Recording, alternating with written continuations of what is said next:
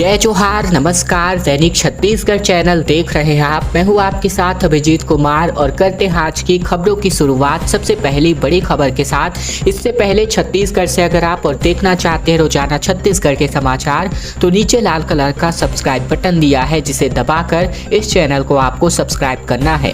पहली बड़ी खबर, 29वां जिला बना मोहला मानपुर अंबागढ़ चौकी। मुख्यमंत्री भूपेश बघेल ने इसका उद्घाटन किया। कोदो कुटकी, रागी और हर्रा बहेरा से मुख्यमंत्री को तौला गया।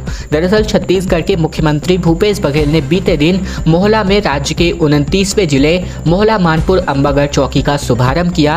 सीएम ने नवगठित जिले के शुभारंभ के मौके पर 106 करोड़ 27 लाख 95 हजार रुपए के विकास कार्यों का भूमि पूजन और लोकार्पण किया। इसमें से 52 करोड़ 16 लाख 8 हजार रुपए के 42 कार्यों का भूमि पूजन और 54 करोड़ 11 लाख 87 हजार रुपए के 12 विकास कार्यों का लोकार्पण शामिल है। मुख्यमंत्री ने 103 हितग्राहियों को 12 लाख 10 हजार रुपए की सामग्री का वितरण भी किया है। मुख्यमंत्री भूपेश बघेल की उपस्थिति में जिला कलेक्टर एस जयवर्धन ने भी अपना पदभार ग्रहण किया। सीएम के साथ नवगठित जिला मोहला मानपुर अंबागढ़ चौकी के प्रथम जिला कलेक्टर एस जयवर्धन और पुलिस अधीक्षक येदुवल्ली अक्षय कुमार ने तस्वीर भी खिंचवाई। इससे पहले सीएम जैसे ही मोहला पहुंचे, हेलीपैड पर उनका गर्मजोशी से जोरदार स्वागत किया गया। हड़ताल खत्म हो चुकी है, सरकार को बड़ी राहत मिली। अब दीपावली या फिर राज्योत्सव पर कर्मचारियों की मांग पूरी होगी। सरकार के आश्वासन पर कर्मचारी और अधिकारी फेडरेशन ने अपना भरोसा जताया है। छत्तीसगढ़ में लगभग पखवाड़े भर से चली आ रही अधिकारियों और कर्मचारियों की हड़ताल खत्म हो चुकी है। हड़ताल में लगभग 4 लाख कर्मचारी और कई संगठन शामिल थे। शुक्रवार को हुई कोर कमेटी की बैठक के बाद हड़ताल खत्म करने की घोषणा कर दी गई। इस मामले में मंत्री रविंद्र चौबे कर्मचारियों से सरकार की ओर से बातचीत कर रहे थे। उल्लेखनीय है कि छत्तीसगढ़ के कर्मचारी भी केंद्र सरकार के कर्मचारियों जितनी ही महंगाई भत्ते की मांग कर रहे थे और अभी कर्मचारियों को 28% महंगाई भत्ता मिल रहा है। इसे 34% किए जाने की मांग थी, जो कि 6% अटका हुआ था। उसे देने की बात अब तय हो गई है। तृतीय वर्ग कर्मचारी संघ के संरक्षक विजय झा के मुताबिक दिवाली या फिर राज्योत्सव के आसपास इस राशि का भुगतान कर्मचारियों को कर दिया जाएगा। वहीं एरियर्स भी मिलेगा। इसी वादे के बदले कर्मचारियों ने अपनी हड़ताल समाप्त कर दी है। तो वहीं जिले के कर्मचारी और जो भी यहां पर अधिकारी है काम पर सोमवार से लौट जाएंगे। इधर फेडरेशन के संयोजक कमल वर्मा ने कहा कि फेडरेशन ने मुख्य सचिव को जो सुझाव दिया था, सरकार ने सभी सुझावों को स्वीकार कर लिया है। दूसरी तरफ ऐसी भी तस्वीरें आ रही हैं जिनमें हड़ताल खत्म होने के बाद कर्मचारी नाराज नजर आ रहे हैं। फेडरेशन के अध्यक्ष के खिलाफ यहां पर नारेबाजी हो रही है। धोखा देने और गद्दारी के भी आरोप लग रहे हैं। दरअसल बात करें तो यहां पर कर्मचारियों के अलग अलग संगठन कर्मचारी फेडरेशन के प्रदेश प्रमुख कमल वर्मा का विरोध कर रहे हैं। सरगुजा और कवर्धा जिलों से ऐसे वीडियो सामने आ रहे हैं जिसमें कर्मचारी वर्मा को जूते मारने, दलाल कहने, पद से हटाने, फेडरेशन को भंग करने जैसी बातें कह रहे हैं। रायगढ़ में 403 करोड़ के होंगे विकास कार्य। पत्रकारों को सस्ती दर पर भूखंड मिलेंगे। सीएम भूपेश बघेल बोले, ये मोदी जी की रेवड़ी नहीं, जनता का हक है। दरअसल मुख्यमंत्री भूपेश बघेल ने बीते दिन अपने रायगढ़ दौरे के दौरान 403 करोड़ रुपए के विभिन्न विकास कार्यों का लोकार्पण और शिलान्यास किया। यहाँ उन्होंने विभिन्न योजनाओं की समीक्षा बैठक ली। उन्होंने स्वास्थ्य केंद्रों में डॉक्टर के सभी रिक्त पदों पर भर्ती करने का निर्देश भी जारी किया। उन्होंने अधिकारियों को यह भी सुनिश्चित करने को कहा कि फ्लाई ऐश से नदियों का पानी प्रदूषित न होने पाए। सीएम भूपेश बघेल ने हाथी प्रभावित क्षेत्रों में नरवा का काम तेजी से करने का निर्देश भी जारी किया। कहा कि अगर पानी की सुविधा होगी तो हाथी रिहायशी इलाकों में नहीं आएंगे। सीएम भूपेश बघेल ने कहा कि वाटर रिचार्ज के लिए तेजी से काम करें। उन्होंने महिलाओं और बच्चों में कुपोषण दूर करने पर भी बल दिया। अधूरी तैयारी नजर आ रही है। दरअसल फर्स्ट ईयर की कक्षाएं अब अगस्त में शुरू हो जानी थी, लेकिन अब तक एडमिशन ही पूरा नहीं हो पाया है। शिक्षा सत्र 2022-23 में प्रवेश लेने वाले छात्रों की न तो पढ़ाई पूरी होगी और न ही समय पर परीक्षाएं होंगी। कॉलेजों में अगस्त के पहले सप्ताह से कक्षाएं शुरू हो जानी थी, लेकिन सितंबर में भी ग्रेजुएशन फर्स्ट ईयर की पढ़ाई शुरू नहीं हो पाई है।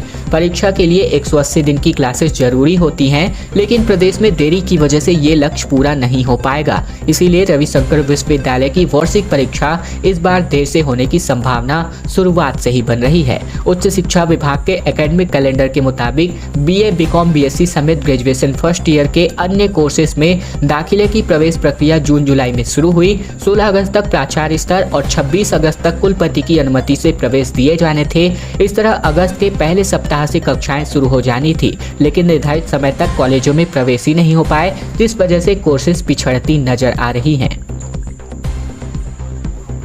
बाढ़ और बारिश की वजह से टमाटर के दाम में काफ़ी बढ़ोतरी देखने को मिल रही है। दरअसल टमाटर की कीमत 2 दिन में 20 से लेकर डबल 40 रुपए पर जा पहुंची है। छत्तीसगढ़ के अलावा दूसरे राज्यों में भी हो रही लगातार बारिश और बाढ़ ने शहर की सब्जियों के दाम को बढ़ा दिए हैं। 2 दिन पहले थोक में 15 और फिर चिल्लर में 20 रुपए प्रति किलो बिकने वाला टमाटर अब चिल्लर में 40 रुपए प्रति किलो पर बिक रहा है। इसके अलावा प्याज पत्ती 100 रुपए, फूल गोभी 120 से 140 रुपए प्रति किलो, तो वहीं धनिया 80 से 100 रुपए प्रति किलो में बिक रहा है। तो वही लगभग सभी सब्जियां लगभग 40 से 50 रुपए प्रति किलो औसत की शुरुआत से बिक रही हैं। थोक सब्जी मार्केट के अध्यक्ष श्रीनिवास रेड्डी ने कहा कि टमाटर अभी कर्नाटक से आ रहा है, लेकिन वहां के अधिकतर जिलों में बाढ़ और बारिश की वजह से टमाटर की फसल बर्बाद हो गई है। इस वजह से आवक कम होती जा रही है और यही वजह है कि टमाटर की कीमत 2 दिन में दोगुना हो गई है। झारखंड के विधायकों का छत्तीसगढ़ में विरोध किया जा रहा है। मेफेयर रिसोर्ट में भाजपाइयों की घुसने की कोशिश की गई। कार लेकर गेट में पहुंचे बीजेवाईएम अध्यक्ष, कहा ये अय्यासी कर रहे हैं। झारखंड से रायपुर आए विधायकों का पुरजोर विरोध हो रहा है। भारतीय जनता युवा मोर्चा के कार्यकर्ताओं ने शुक्रवार को मेफेयर रिसोर्ट घेर दिया। रायपुर से नवा रायपुर पहुंचकर भारतीय जनता युवा मोर्चा के कार्यकर्ताओं ने बवाल कर दिया। इन्हें काबू करने में पुलिस को भारी मशक्कत करनी पड़ी और बड़ी तादाद में मेफेयर रिसोर्ट के बाहर पुलिस फोर्स तैनात करी गई थी। भारतीय जनता युवा मोर्चा के प्रदेश अध्यक्ष अमित साहू मेफेयर रिसोर्ट के दूसरे गेट से अपनी कार लेकर अंदर जाने लगे। इतने में पुलिस ने उन्हें रोका। अमित साहू के समर्थक पुलिस से भिड़ गए। साहू की कार गेट के बाहर खड़ी थी और पुलिस के साथ कार्यकर्ता धक्का मुक्की कर रहे थे। एसईसीएल के 1778 कर्मचारियों को प्रमोशन दिया जा चुका है। ऑर्डर के साथ मिठाई लेकर पहुंचे अफसर, सीएमडी बोले उत्पादन के साथ कर्मचारी कल्याण भी जरूरी है। दरअसल एसईसीएल ने पहली बार ऐतिहासिक फैसला लेते हुए अपने 1178 कर्मचारियों को एक साथ प्रमोशन दे दिया है। शुक्रवार को अफसर प्रमोशन ऑर्डर के साथ मिठाई लेकर पहुंचे। पदोन्नत कर्मचारियों को शुभकामनाएं देते हुए सीएमडी डॉक्टर प्रेम सागर मिश्रा ने कहा कि इस फैसले से ये साफ हो चुका है कि एसईसीएल प्रबंधन अपने काम के साथ साथ कर्मचारी कल्याण की दिशा में भी सजगता से काम कर रहा है। उन्होंने कहा कि सबके समन्वय प्रयास से ही हम वित्तीय वर्ष में 182 मिलियन टन लक्ष्य को हासिल करने जा रहे हैं। एसईसीएल के सीएमडी ने 15 अगस्त को ही इसकी घोषणा कर दी थी और कर्मचारी कल्याण के लिए हर संभव कदम उठाने का वादा भी किया था। दिल्ली में कांग्रेस का जोरदार हल्ला बोल होने जा रहा है, जिसके लिए रायपुर से रवाना हो चुके हैं कांग्रेसी। मोहन मरकाम ने ट्रेन को दिखाई हरी झंडी। महंगाई पर बड़ा विरोध प्रदर्शन करने की तैयारी हो रही है। दरअसल महंगाई को लेकर दिल्ली में आयोजित रैली और आंदोलन में शामिल होने के लिए प्रदेश से कांग्रेस के कार्यकर्ता स्पेशल ट्रेन के माध्यम से रवाना हुए। प्रदेश कांग्रेस अध्यक्ष मोहन मरकाम ने रायपुर रेलवे स्टेशन से हरी झंडी दिखाकर ट्रेन को रवाना किया। ये ट्रेन रायपुर के बाद बिलासपुर के उसलापुर और फिर पेंड्रा रोड में भी रुकेगी, जहां से भी कांग्रेसी ट्रेन में सवार होंगे। स्पेशल ट्रेन के अलावा नियमित ट्रेनों, वायु मार्ग और सड़क मार्गों से भी बड़ी संख्या में कांग्रेसी दिल्ली रैली में शामिल होने जाएंगे। प्रदेश कांग्रेस अध्यक्ष मोहन मरकाम ने कहा कि 4 सितंबर को रामलीला मैदान में ये रैली होगी। छत्तीसगढ़ सहित अलग अलग राज्यों से लोग आएंगे और महंगाई, खाद्य पदार्थों पर जीएसटी लगाई गई है, उस पर बेरोजगारी दर पर एक जोरदार प्रभावशाली संदेश इस असंवेदनशील मोदी सरकार को हम देने वाले हैं। ये बातें मोहन मरकाम ने कही।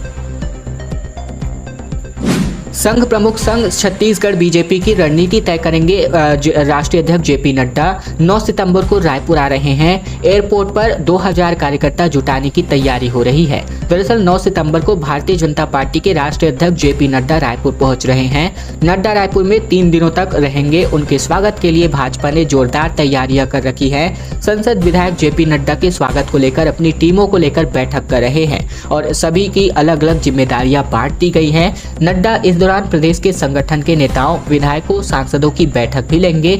पार्टी सूत्रों के मुताबिक जेपी नड्डा के स्वागत के लिए एयरपोर्ट पर 2000 से भी ज्यादा लोग जुट सकते हैं। भीड़ को मैनेज कर सके इसका इंतजाम बीजेपी जिला प्रशासन के साथ मिलकर कर रहा है। छत्तीसगढ़ में ईडी और आईटी का छापा पड़ सकता है। मुख्यमंत्री भूपेश बघेल का बड़ा बयान सामने आ रहा है। दरअसल बात करें तो छत्तीसगढ़ में जल्द ही ईडी यानी कि इन्फोर्समेंट डायरेक्टरेट और साथ ही साथ आईटी यानी कि इनकम टैक्स डिपार्टमेंट का छापा पड़ सकता है। हम नहीं कह रहे बल्कि प्रदेश के मुखिया भूपेश बघेल ने ये आशंका जताई है और कहा है कि जल्द ही यहाँ पर ईडी और आईटी का छापा पड़ सकता है। मोहला मानपुर अंबागढ़ चौकी जिले के उद्घाटन कर लौटे मुख्यमंत्री भूपेश बघेल ने मीडिया से बातचीत करते हुए कहा कि झारखंड के विधायक यहाँ ठहरे हुए हैं, हमने स्वागत किया है, भाजपा के लोग विरोध कर रहे हैं। मुझे मेरे शुभचिंतकों ने बताया है कि बहुत जल्द यहाँ ईडी और आईटी का छापा पड़ सकता है। मैंने पहले भी कहा था और अभी भी कह रहा हूँ, पहले भी ईडी और आईटी का छापा पड़ता रहा है। आरएसएस के अखिल भारतीय समन्वय बैठक में सरसंघ चालक डॉक्टर मोहन भागवत सहित अखिल भारतीय पदाधिकारियों को चीला फरा खिलाने के सवाल पर सीएम ने कहा कि ये अच्छी बात है कि वे छत्तीसगढ़ की संस्कृति को अपना रहे हैं।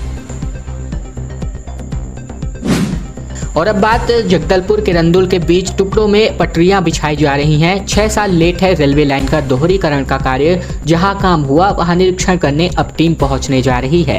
दरअसल छत्तीसगढ़ में इको रेलवे अंतर्गत किरंदुल विशाखापट्टनम रेलवे मार्ग दोहरीकरण का कार्य अब तक पूरा नहीं हो पाया है। निर्धारित तिथि से लगभग तकरीबन 6 साल काम लेट हो गया है।